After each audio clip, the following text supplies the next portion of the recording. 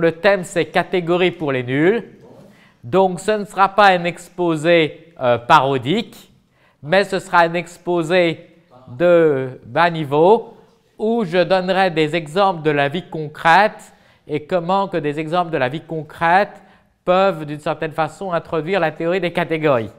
Alors, supposons qu'on a 3 villes. On a Paris, Rome et Amsterdam.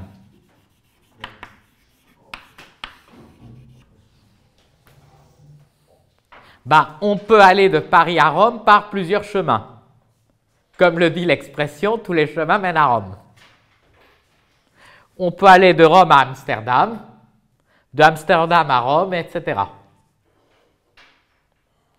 Alors, par exemple, on peut aussi aller d'Amsterdam à Amsterdam en restant sur place. Rester sur place d'Amsterdam à Amsterdam correspond à l'identité. Les chemins possibles de Paris à Rome vont correspondre à chemin de Paris à Rome,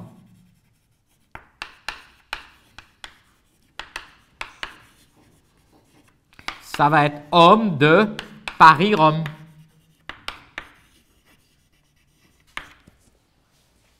Alors, si on a un chemin qu'on va de Paris à Rome et un chemin de Rome à Amsterdam, ça va donner en composant un chemin de Paris à Amsterdam.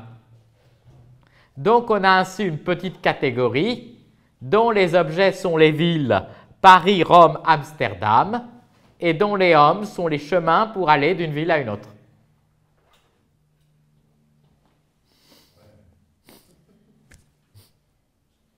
Bon, je suis d'accord que c'est un peu raté pas crête, mais... Pour les nuls. Bah oui. Bah non, c'est parfait. Il n'y a que des catégories. Il faudra faire un dessin un peu meilleur que ça. Alors, le dessin, on va avoir le dessin. Donc, on a Paris, Rome, Amsterdam. Amsterdam, tu le mettais au sud de Rome. Oh là là. Oui. Bon, alors je vais peut-être refaire le dessin pour que ce soit géographiquement plus convaincant. Donc, Paris, Rome, et là, Amsterdam. Série de flèches. Voilà. Voilà. Tous les chemins mènent à Rome. Puis de Rome, on peut aller par Amsterdam. Et aller-retour Paris-Amsterdam. Alors, de Rome à Paris, il y en a de Rome à Paris en passant par Amsterdam. Ah oui, mais donc il faut mettre aussi des flèches comme Paris. C'est très simple. On va dessiner une flèche homme-Paris par composition de ces deux flèches. Et voilà.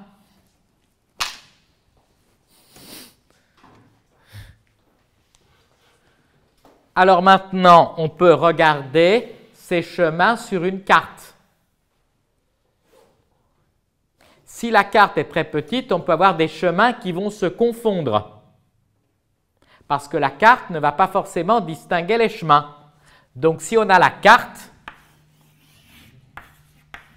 et qu'on va représenter les chemins sur la carte, on va avoir ce qu'on appelle un foncteur. Chaque chemin, dans la réalité, va être représenté en un chemin sur la carte. Mais deux chemins qui sont très proches seront confondus sur la carte. On aura une perte d'information. Voilà. On a également d'autres choses. Par exemple, si on a des triangles, les transformations affines qui permettent de passer d'un triangle à un autre vont constituer une catégorie dont les objets sont les triangles. Mais si on ne considère que des triangles non aplatis, les transformations affines seraient toutes inversibles. Mais si on a un triangle cône-aplati, on obtient une transformation, un homomorphisme, qui n'est pas inversible. Puisque pour passer d'un triangle à un triangle aplati, on a une façon, Mais du triangle aplati, pour retrouver le triangle initial, on peut avoir plusieurs façons. Ben oui, tu as plusieurs aplatissements qui vont te donner le même résultat. On peut aussi avoir, par exemple, une autre catégorie, par exemple, quand on va d'un point à un autre et qu'on fait des pas de danse. Voilà, on peut aller d'un point à un autre. On a aussi, quand on fait des pas de danse, des chemins pour aller d'un point à un autre. Voilà. Donc, par exemple, quand on fait un déplacement dans une pièce de théâtre ou quelque chose comme ça, on peut aussi avoir une catégorie associée. Alors là, pour les pièces de théâtre, on a un foncteur intéressant qui, bien que l'exposé ne soit pas un exposé parodique, qui va être le foncteur parodique. Ben oui, quand on va parodier une pièce, tous les chemins qui vont avoir lieu dans la pièce vont être parodiés et donc ça va donner un foncteur. Maintenant, à partir d'un moment donné, si tu itères trop le foncteur, ça va donner un point fixe. Parce que quand tu parodies trop, après, ce n'est plus parodiable. Alors, je ne sais pas si ça n'a pas un rapport avec le trait-trait. Qu'est-ce qu'il a à voir avec ça, le diable? Parodiable. Bah, ça fait des considérations comme la notion de trait-trait ou de beaucoup qu'envisageait Jean Benabou. Oui. J'ai pas suivi tout à fait. Ben oui, parce que comme au bout de parodie, ça fait un point fixe, puisque quand quelque chose est trop parodique, c'est plus parodiable. Non, ça, je suis pas. Voilà. Mais c'est quoi qu'est-ce que tu appelles une parodie d'une pièce de théâtre? Ben, par exemple, on peut avoir un film de James Bond, entre les guillemets sérieux, et un autre film qui est une parodie de James Bond. Oui, comme OSS 100. Tu sais ce que ça veut dire, parodie? Oui. C'est un chemin à côté. C'est un chemin à côté. Un chemin à côté, exactement. Tu as un homomorphisme via un foncteur de A vers B. Tu obtiens un homomorphisme à côté. Donc, le parodiage est bien un foncteur. Alors, maintenant, quand on fait du dessin industriel, admettons qu'on a un objet qu'on va dessiner. On a les vues suivant les différentes directions. Après, quand les différentes projections plates vont se reprojeter sur une droite, on aura une compatibilité entre les différentes vues. On peut, si on considère l'objet comme un phénomène, considérer que l'objet sensible, si on se met dans une version positiviste, c'est la limite projective des représentations qu'on peut en avoir. Elle est où la limite Là. Ben oui. À droite, c'est quoi? Là, c'est les projections vues de face, vues de dessus. Mais tout en bas, en bas à droite. En bas à droite, là. Oui. Là, par contre, une fois qu'on a les deux projections sont également projetables. Un volume est projetable sur un plan qui lui-même va être projetable sur une droite. Voilà. Effectivement, on est d'accord, on a une perte d'information, ce qui dit qu'effectivement, l'homomorphisme n'est pas un monomorphisme. Comme ce n'est pas un monomorphisme, on a effectivement une perte d'information. Donc, effectivement, mono sans perte d'information.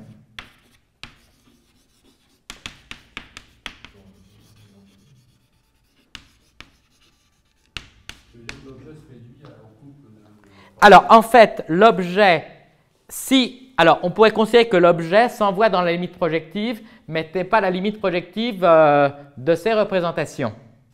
Mais à la limite, ce qui distinguerait l'objet de la limite projective de ces représentations relèverait de la métaphysique, puisqu'on n'en aurait aucune représentation. De ces représentations, c'est ce qu'on appelle en épistémologie le rasoir d'Occam.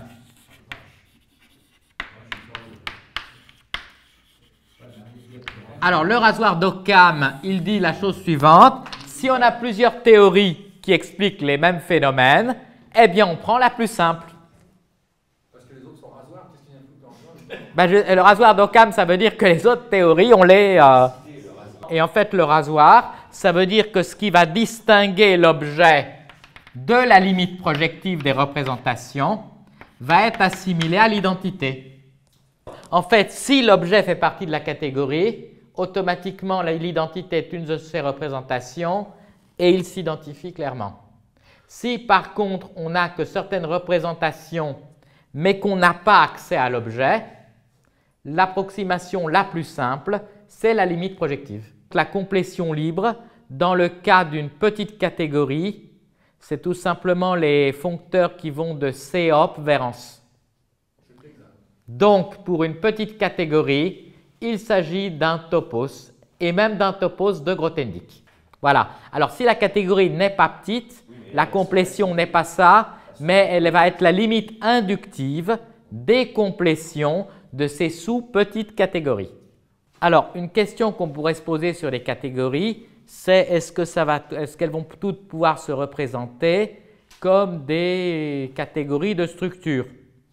C'est-à-dire, est-ce qu'une catégorie est forcément une sous-catégorie de Hans? Alors, il y a un théorème qui dit que si une catégorie est petite,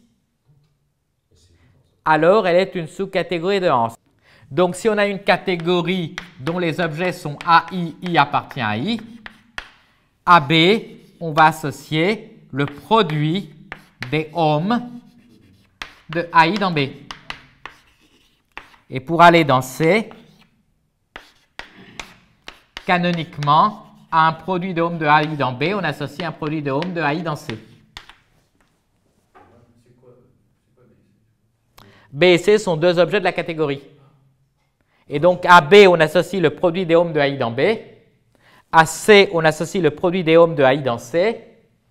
Et à un morphisme de B dans C, on associe une application qui va de ce produit-là dans ce produit-là. Alors, jusqu'ici, nous constatons que dans l'objet avec les représentations, les choses se sont bien passées parce que tous les diagrammes commutaient. Mais dans la réalité physique, il peut y avoir des observations qui ne sont pas compatibles. Par exemple, avec le principe d'incertitude d'Heisenberg, on ne peut, enfin, ça le dit, mesurer à la fois, entre les guillemets, la position et la vitesse d'une particule. Mais on peut parfois, par exemple, ne savoir ni où on est ni où on va. Ça peut arriver. Voilà. Bon, alors on a, admettons, des résultats d'expérience possibles suivant qu'on fait des mesures. Donc on a, admettons, un observateur A qui se trouve à Paris, B qui se trouve à Tokyo. Alors ils peuvent faire des mesures, ils peuvent mesurer la propriété I, B mesurer la propriété J, et on a un ensemble CIJ des résultats de mesures joints AI et BJ. Donc on a une flèche qui va de CIJ vers AI et une flèche vers BJ. Alors, on dira que on ne peut avoir de fonction qui a une expérience donne le résultat que si on a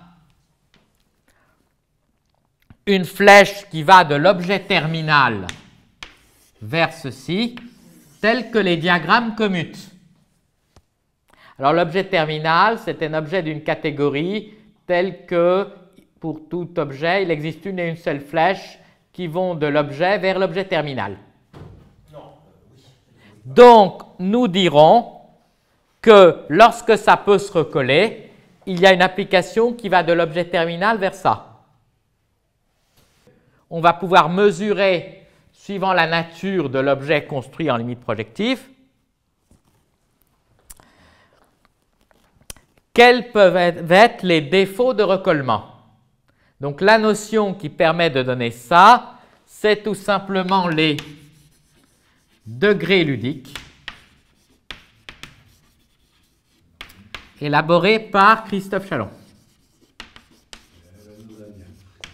On les voit dans la Quoi? Est-ce que tu veux nous en parler un peu, Christophe? Alors, qu'est-ce que vous voulez savoir? La définition? La définition, et si tu peux lier un peu avec ça. Alors, on a des résultats d'expérience joints. Par exemple, on mesure la propriété I en A, on mesure la propriété J en B, et on a CIJ, l'ensemble des résultats d'expérience. T, c'est l'objet d'étude. C'est comme si... C'est l'objet d'étude. T à gauche, derrière. T, en fait, c'est l'objet terminal. Voilà. Donc, si jamais on avait une interprétation classique de la mécanique quantique, on aurait une application de l'objet terminal vers ce diagramme, tel que tout commutrait. Des observateurs, c'est ça? Non, pas du tout. AI et BJ sont des observateurs. Non, ça, le T, c'est une interprétation réaliste. Ça se correspondrait, si tu veux. Alors, le T, la flèche qui va de T vers ça, ce serait en gros ce qu'on appellerait une histoire cohérente. Et de T vers AI, c'est quoi? AI, c'est... AI, c'est on mesure en A. A, c'est par exemple Paris et B, c'est Tokyo. Donc, dire que le degré ludique est trivial signifie qu'il existe une application de ce genre-là qui va faire commuter les diagrammes. Alors, qu'est-ce que je dis? En fait, dire que si on représente comme ça la relation, suivant ce schéma-là, dire que le degré ludique de l'un est inférieur au degré ludique de l'autre, revient à dire que dans la complétion libre, on aura un morphisme qui va aller de l'un dans l'autre. Supposons qu'on prenne la catégorie des ensembles, Hans. Puis on prend la complétion libre de Hans, Hans bar. Non, Hans est complète, mais elle n'est pas sa propre complétion libre. Voilà, il faut distinguer une complétion d'une complétion libre. Une complétion libre va être différente de l'initiale, même si l'initiale est complète. Donc libre. Et alors dans ce cas-là, on définit sur la complétion libre la relation d'équivalence suivante. Un objet A est équivalent à un objet B si et seulement si il existe A morphisme, voilà, et un morphisme G de B dans A. Et donc, en fait, si on quotiente par cette relation d'équivalence, on obtient effectivement que les degrés ludiques vont se plonger dedans. En fait, ça va donner à peu près les degrés ludiques. La complétion libre d'une catégorie, d'une petite catégorie, c'est homomorphisme de C-hop dans Hans. À équivalence près. Et quand la catégorie n'est pas petite, on fait la limite inductive des complétions libres des sous-catégories qui sont petites. À partir du moment où tu rends une complétion libre, les limites qui existent déjà cessent d'être des limites. Voilà. C'est-à-dire que comme l'application qui a une catégorie associe sa complétion libre ne préserve pas les limites. Mais effectivement, si on veut imposer que ça préserve les limites, comme c'était le cas dans un des travaux de Isbell, là, effectivement, c'est différent. Donc, tout dépend, c'est une complétion libre brute ou une complétion libre préservant les limites. Ce n'est pas la même chose. La complétion libre telle que je la conçois, justement, ne préserve pas les limites. Donc, ça peut être une nouvelle complétion d'une chose déjà complète qui détruit les limites de la précédente. Alors, un objet habité, ça veut dire qu'il existe une application un morphisme de l'objet terminal vers l'objet. Il est habité. S'il n'existe pas d'application de homomorphisme de l'objet terminal vers l'objet donné, on dit qu'il n'est pas habité. On peut ainsi avoir des systèmes non compatibles qui, dans Hans, auraient comme limite projective le vide, mais qui, dans la complétion libre de Hans, ont une signification qui n'est pas le vide. Et c'est la mesure du décalage qui donne les degrés ludiques. Exactement comme des choses qui apparaissent logiquement contradictoires donc qui n'ont pas, qui dans Hans donc correspondrait à une complétion qui est vide, mais dans une catégorie autre aurait un autre objet. La question est comment donner un sens quand on a par exemple un système d'équations qui n'a pas de solution. Comment peut-on donner un sens à l'ensemble des solutions en disant que tel système d'équations a plus de chances d'avoir de solutions qu'un autre système d'équations, bien que les deux n'en aient aucune.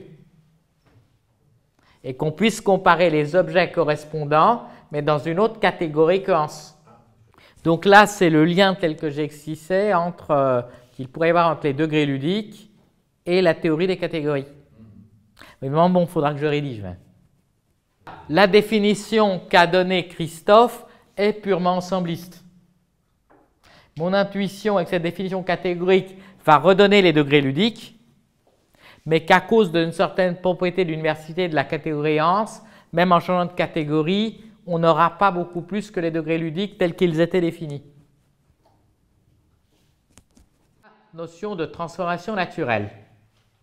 Alors, je vais représenter la notion de transformation naturelle par quelque chose, un objet concret bien simple, par une échelle. Voilà. Donc, on a une catégorie avec des flèches. Donc, on a le premier foncteur. Donc, on a la première catégorie là. 0, 1, 2, etc. Donc, on aura f de 0, f de 1, comme ça. Un autre foncteur g de 0, g de 1, g de 2, g de 3. Qu'est-ce qu'une transformation naturelle? Ça va être l'ajout d'homomorphismes qui vont faire commuter ces diagrammes. Donc, ça va revenir à mettre des barreaux dans une échelle.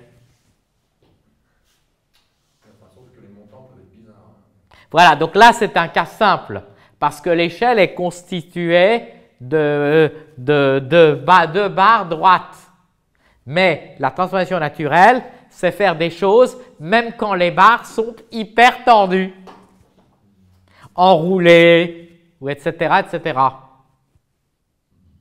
Donc ça, c'est la notion de transformation naturelle. La transformation naturelle, donc, permet d'aller d'un dessin à un autre dessin.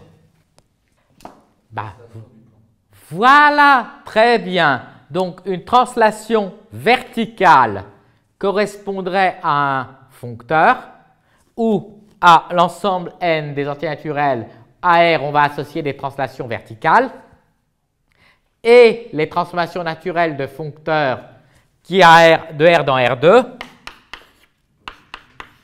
On va avoir un premier foncteur qui va y avoir des transformations verticales sur une ligne, des transformations verticales sur l'autre, et la transformation naturelle va tout simplement être une transformation horizontale. Non, mais le foncteur, tu n'es pas obligé de voir comme deux figures. Entre deux droites. Voilà, donc là on a les points. Oui? Alors, on a les droites. Et la transformation naturelle, elle translate les droites. Bien sûr, tu peux par exemple dilater des cercles. Au lieu d'avoir des droites, tu peux aussi avoir des cercles. Ou même être en dimension supérieure des sphères, des cubes aussi. Oui. La naturalité, ça va dire que tu as deux objets qui se ressemblent un peu. Donc, on va pouvoir gentiment passer de l'un à l'autre. Faire une transformation qui va de l'un à l'autre. Si tu considères, admettons, que tu as des équations différentielles et que tu passes de l'une à l'autre par changement de variable, tu considères l'équation différentielle comme un foncteur qui va de R dans R avec l'évolution du système dynamique. Un changement de condition et un changement de variable va correspondre à une transformation naturelle. Il va permettre de passer d'une équation différentielle à une autre équation différentielle. Et Ou une autre question en topologie algébrique, on a un lacet, une transformation homotopique qui d'un chemin va aller à un autre chemin est une transformation naturelle. Si tu as un chemin et que tu fais une transformation homotopique, tu déformes un lacet, c'est une transformation naturelle. Le problème, c'est que les transformations naturelles ne sont pas forcément inversibles. Mais effectivement, tu pourrais considérer la catégorie des foncteurs d'une catégorie E vers F et faire le quotient quand deux objets, tu aies des transformations naturelles ou pas. C'est-à-dire que si tu as une transformation naturelle qui va d'un foncteur vers un autre et de l'autre vers l'un, tu peux quotienter par cette relation d'équivalence. Donc, on revient donc à la notion, donc morphisme.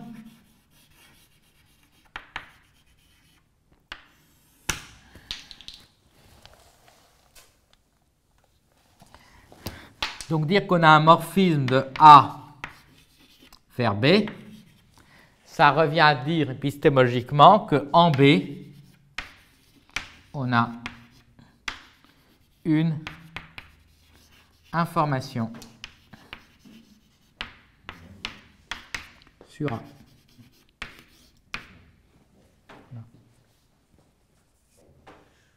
C'est ça. Le foncteur, ça va permettre de comparer des morphismes, de comparer d'éventuelles pertes d'informations, parce que dès que ce n'est pas un mono, on a automatiquement une perte d'informations. Quand Christophe dit que les maths se réduisent à la théorie des ensembles, la question mathématique à se poser, est-ce que la catégorie Hans a des propriétés d'universalité en un certain sens? Bon, ben, j'ai terminé. Donc, tu as une catégorie, tu as des flèches, tu as un foncteur des flèches, et tu as un cône qui fait commuter le diagramme. Ben, un objet universel, ça va correspondre à une limite projective, par exemple, ou une limite inductive. Alors,